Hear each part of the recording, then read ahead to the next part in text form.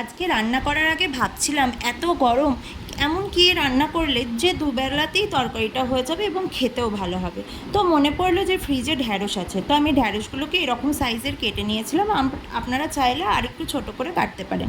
তো আগের দিন আমি যে দই পটল বানিয়েছিলাম ঠিক সেই প্রসেসেই আজকে ঢ্যাঁড়স দিয়ে দই দিয়ে বানিয়েছিলাম, অর্থাৎ দহি ভিন্ডি বা দই দই ঢ্যাঁড়স যাকে বলে আর কি, সেটাই বানিয়েছিলাম। তো প্রসেসটা আমি আর বলছি না। তো এটা দিয়ে মোটামুটি রুটি বা ভাত উভয়ই খাওয়া হয়ে যায়।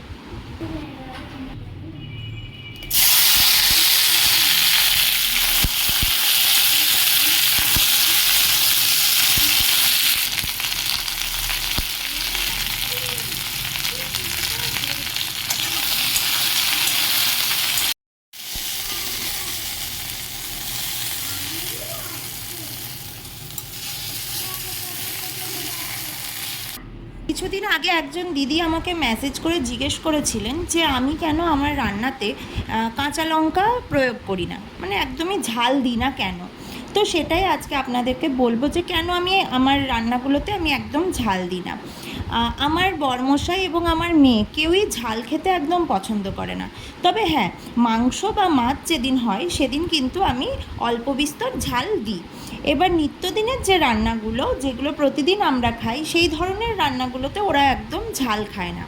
এবার দেখুন, যাদের জন্য রান্নাটা করা তারাই যদি তৃপ্তি করে না খেলো, ঝালের জন্য কষ্ট পায়, তাহলে রান্না করে কী লাভ বলুন। তো সেই কারণেই আমি ঝাল একদম দিই না।